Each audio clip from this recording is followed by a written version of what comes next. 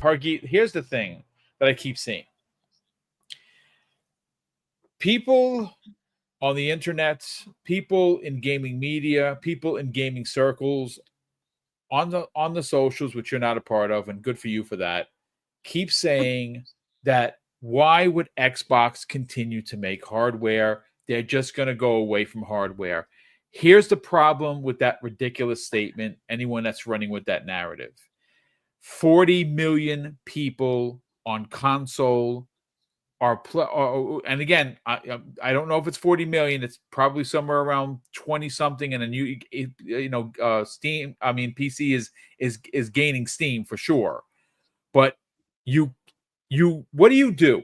You try to move everybody over to PC. What about people like me? I'm not going to PC. So I'm not buying a $5,000 rig. What I'm going to buy is the next console. Yes. Are the console generation sizes for Xbox shrinking? Yes. But they're also selling the next console to the same people who want to play on console. That is people like me. So the idea that they're just going to abandon consoles is ridiculous. And Phil Spencer literally told you that. See, people, when I say read, people either read between the lines or read what they want to see. He says the Xbox business has never been more healthy, which means a more healthy future for hardware and the games we build. I don't understand how you can somehow make something different with that context. It's a bit shocking and sometimes annoying trying to fend off the stupidity of that.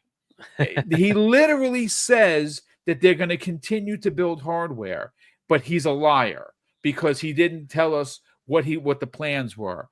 He literally told you what they were going to do, and now people are like, "Well, he's not. He should have been more forthcoming sooner." I'm not forgiving. Listen, if you want to leave the brand because you feel backstabbed, if you want to leave the brand because they're not appealing to your console war or list war thing, the door is right over there.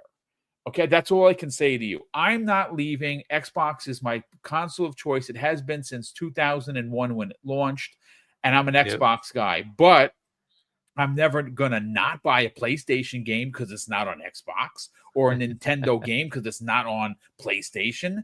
That's why I own multiple consoles. I'm very fortunate to be able to do that. Now, if you can't, I understand that. But that's why you should stay with Xbox because they give you the best value out of any platform right now.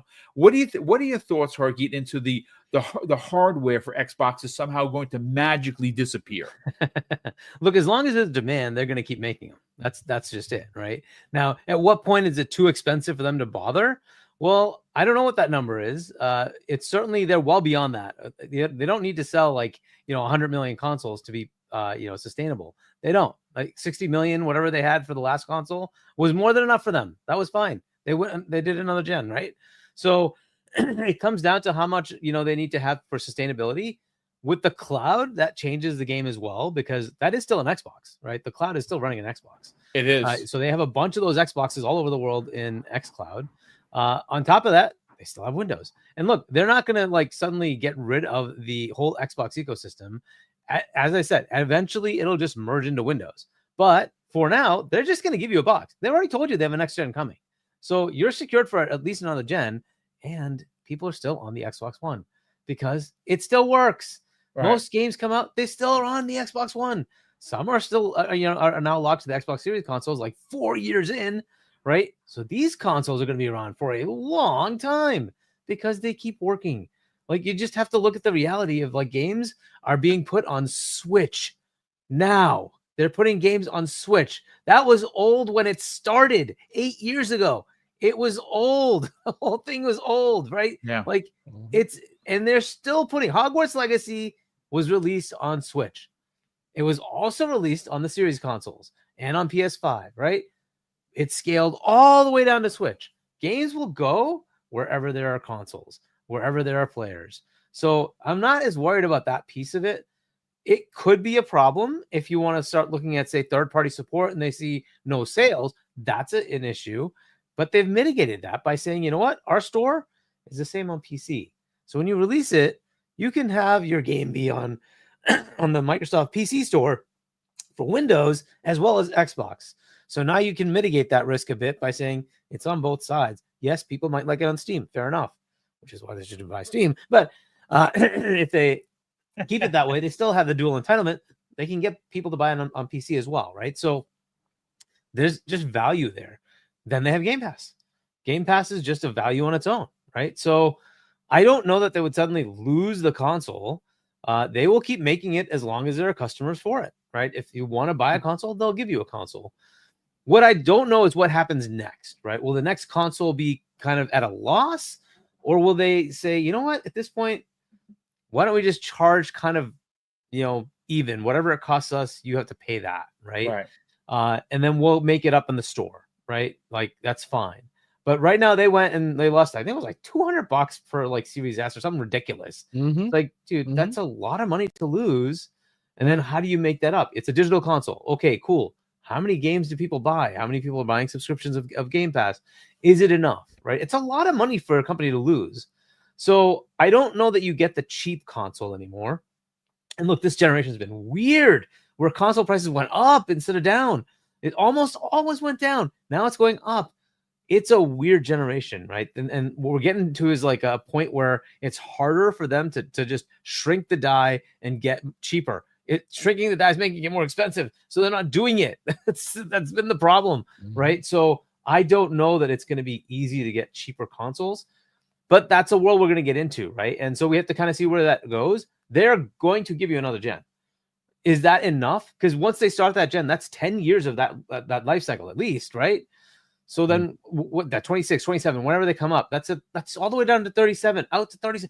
Who the hell knows what's happening that many years out, right? What does the world look like? Just consider back 10 years, back 15 years. What was the world like compared to today, right? Like if I go back 15 years, the iPhone's coming out. Just think about that. The iPhone came out, okay? That's what we're looking at. That was a world shift, right? What happens 15 years? I don't know. God only knows what it's going to be like. The TV thing could be totally the case, right? Because every TV is like 4 times more powerful. It's like, I can just play the game natively on the TV. I don't even need anything else. I forget it's cloud. I just run the game on my TV. Okay, cool, right? Because we're getting to a point where graphic fidelity, the Pro, doesn't even show up, right? It doesn't even show up. It's got more power. It's like, okay, so what? I can't see it. Like, what's the difference? I don't care. The lower end's fine. Right. This is where we're at now. And I've been saying this, like at some point you get to an inflection point of like power versus cost. It's just not going to matter. You're already at the level where it's like, it's fantastic. Do I need more?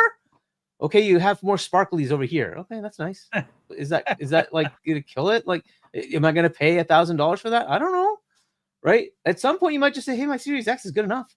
I'm not seeing the difference. Maybe you do. Maybe you don't. AI might be a very cool thing, right? The capability within games, not just the AI upscaling, but AI capability in games. Maybe that's cool. Maybe you can stream that from the internet. Maybe you don't even need it on the box. I don't know, right? Again, 15 years from now, I don't know what happens. We're getting another gen. That's happening. Both of them are saying they're going to give us another gen, right? So you can just mark that that's done. Go ahead and buy it. You have it. It's an option. You want to buy it? Buy the Xbox. No problem, right? So you have that option. The next one after that, I don't know. I don't know what the capability is. Like the thing that I'm missing is path tracing. Can they pull that off in the next generation? Maybe, maybe not. Right? Am I going to say that's the end of the world? No. So I'm seriously considering what will be the 5090's purpose for me. I want to see the cell. What are you giving to me? Because the 4090 has everything. 24 gigabytes of VRAM. That's what the cell is. Why do I care? Again, like, what does that mean to me, right? I need to see, like, look, PS5 Pro is that much more powerful. Okay, show me. Show me. What did it show? Yeah. I can't tell. Okay, now, and people have regret, right? That's the way it is. So, like, this is the thing. We're getting to a point where it's like, it's too much power. I don't care. Show me what you get me. Like, what am I getting for this, right? It's going to be $2,000, $2,500. What am I getting for this, right? So that's the thing we're at. And eventually we're going to get it there, right? So now in 15 years, what does that look like? Like all the cards we have now will be garbage, absolute garbage in 15 years. Absolute garbage. Think back to 15 years ago. Yeah, those things don't run games today. So, like, what are we going to have 15 years from now? I don't know. But so that's why you're going to have Ready Player One. It's probably what you're going to have. Literally, right? It literally could be the glasses you put on. will have everything you need, right? And you don't have a Mhm. phone anymore. You just like put on a pair of glasses and your whole world becomes this live thing. Who knows? This could very well happen, right? It's almost there already, right? So look, I don't worry about the console. We have it. The next gen's coming. It's already being developed.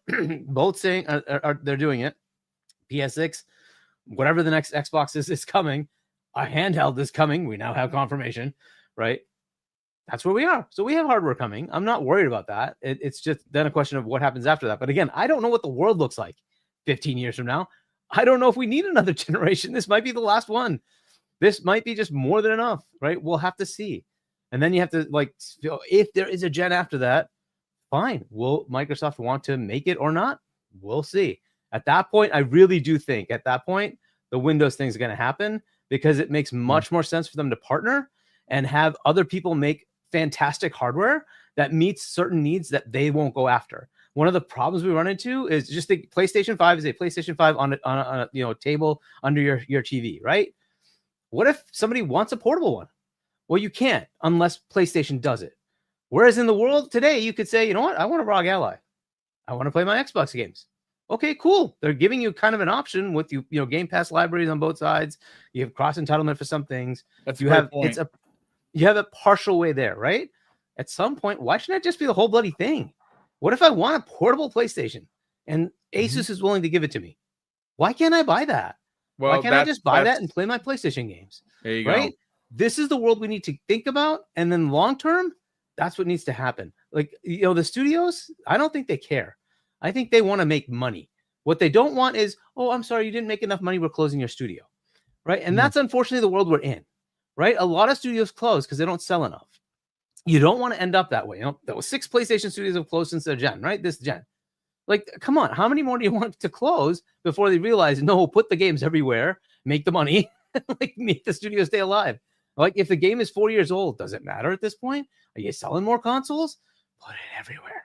But it doesn't matter. And they realize that. That's why their games are going to PC, right? So I'm not worried. You're going to have more hardware, guys. If you're worried about a next Xbox, you're going to get it. It's happening. You can buy that if you want to.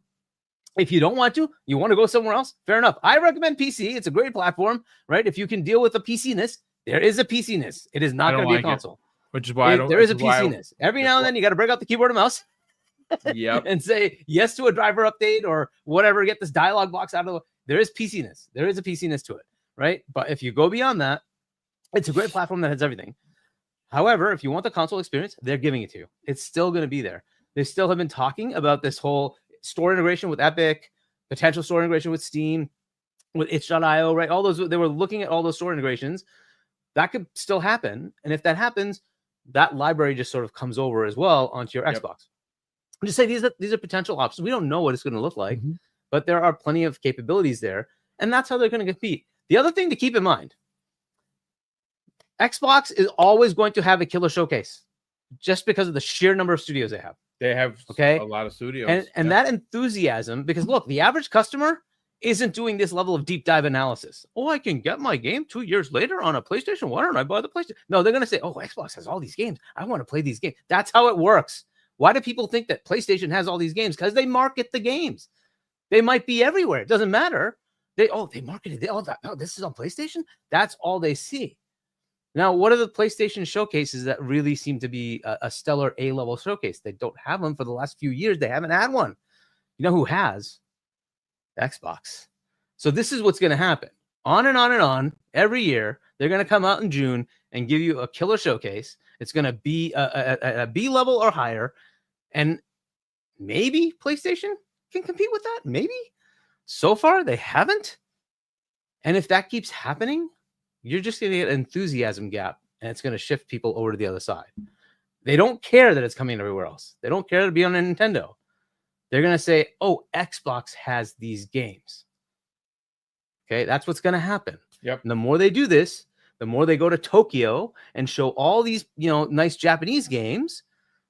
Did PlayStation do that? Did they show you? No, it was Xbox that showed you all these Japanese games. Like, this is what's going to keep happening. Right? The enthusiasm gap is going to keep growing. And then if that happens, That's how they're going to capture market. Why is it after they're putting things on PC that the Xbox ecosystem is still healthy? Why? Because people see that it's on Xbox. That's it. That's what they say. This is on Xbox. The average consumer doesn't see that difference. Like, they just see it's on Xbox. PC gamers say, "Oh, the game's coming here. Cool."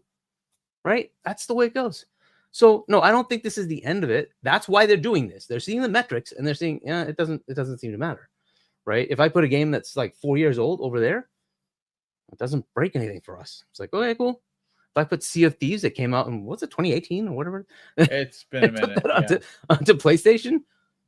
Okay, I sold another 1 million copies. Cool. I had 40 million players here. I sold another 1 million. What the hell? It's just more money, right? Did it break Sea of Thieves? No. Did it cause people to leave Xbox? I hope not. Like, does that matter? Right? So this is what I'm looking at, and like, so I don't think it's really that dire. You need to calm down. It's okay. This is not the end of the world. Xbox knows what they're doing. You're going to have the hardware if you want it. And it's like the rest of their businesses, right? Dell makes laptops. So does Microsoft. You're welcome to buy a Surface. You don't have to. You can buy a Dell. You can buy a Lenovo. You can buy an HP. They're happy either way. You're buying their stuff after all anyways. They don't care. Yeah, Windows is everywhere. And Xbox is... So they're happy. Yeah. That's how it goes. So it's okay. Right? They just want to have a sliver of the market, and they want to sell you their games and services, which is where they make the ton of money that they're making, right? So whatever. They also want to get in the mobile market. Same thing. They're not going to give you a mobile phone. They tried that shit. It didn't work.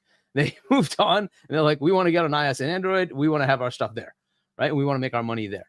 So that's what they're trying to do, and that's what they're going to do. So and that's what Hargeet, that's what they continue to do. Listen, the hardware thing, and I want to bring this to Kay Asante because Kay, I believe you actually made mention of this on one of the shows with John Wolf, where exactly to the point of what Hargeet said.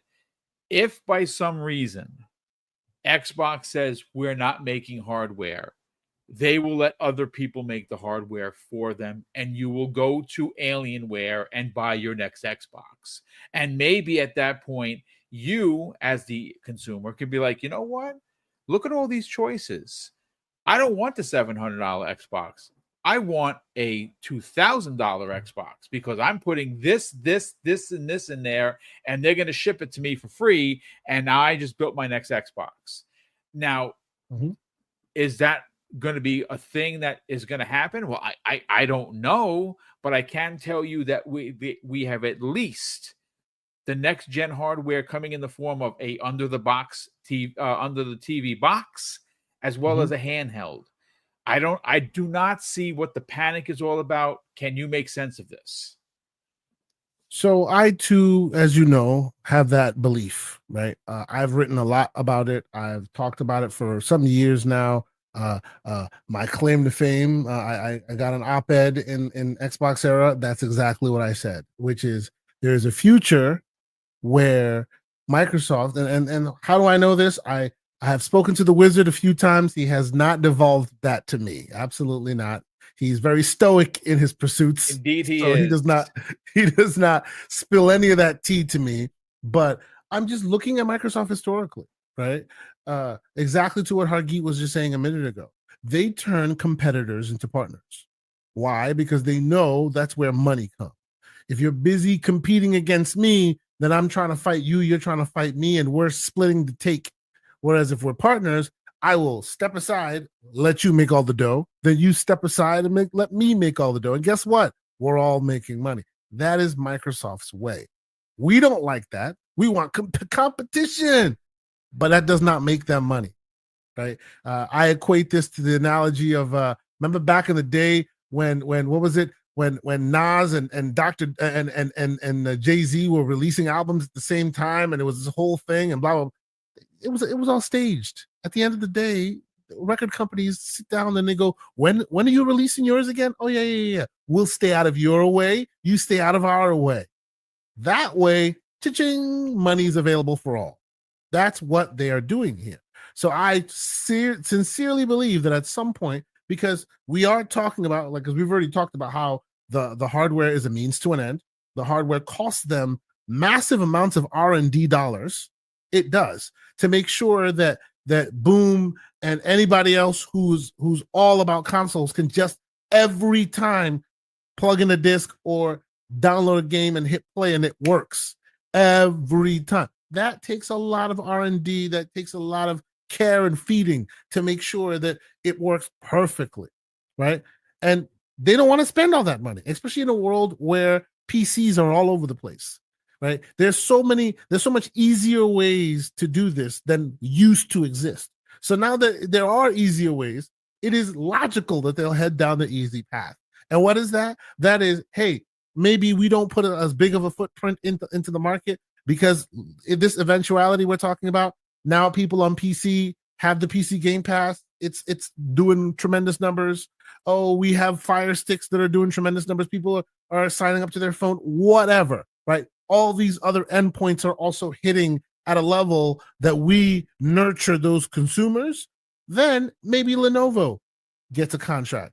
Maybe Asus gets a contract. How is it that you keep them making sure that you hit a certain quality measure?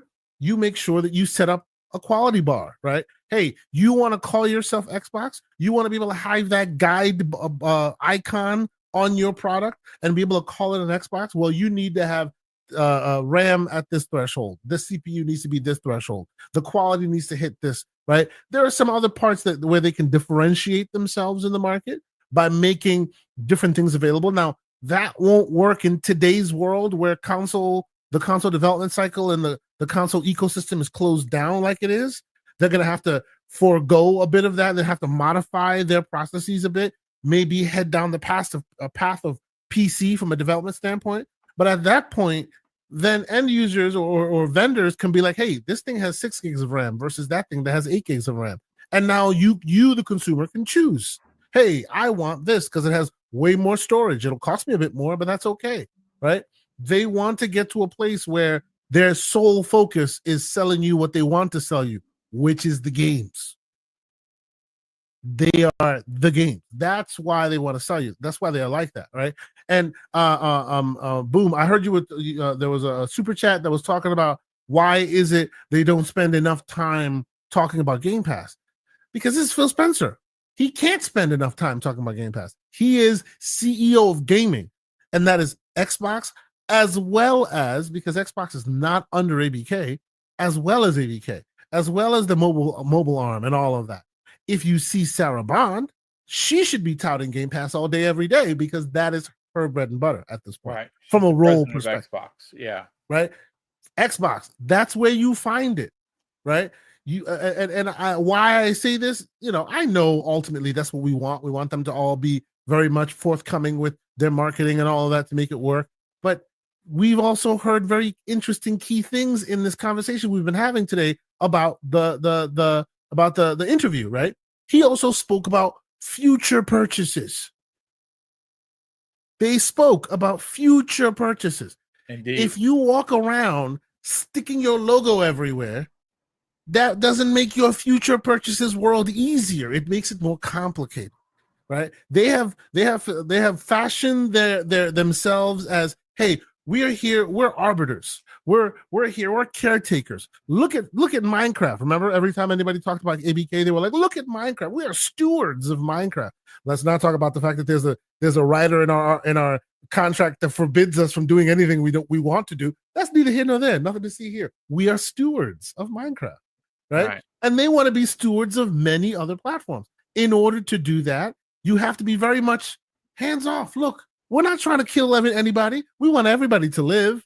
That way, next time you go try to take another bite of the apple, they don't come after you and go, oh, you just make exclusives. They now can go, look, we even had exclusives in the form of Indiana Jones. We put it everywhere. This is why they can't market their own stuff so full-throated. Pause. Right? They have to be a little magnanimous. They have to move a little differently because they have purchases on the mind, right? And the minute you bring purchases up, right? Hargeet's talking about a world where maybe they walk away with Valve. Yeah, that's going to be a big uplift. That's going to be a huge conversation. And every bit of this ground you have seeded in putting your games everywhere. Look at Doom the Dark Ages. We could have put it on our platform. It's the Dude Bro shooter. It could have been here. We chose not to. Why? Because we're for everyone. this is how you make the future purchases work. Yep. So I think that's why they're moving a little differently in that. We may not be happy with it, but we'll see what happens in the long run. But again, I say all this to say, us old graybeards should maybe bring the blood pressure down a little bit, because A, this is not news. They've been telling you this in many different forms for a long time now. Yep.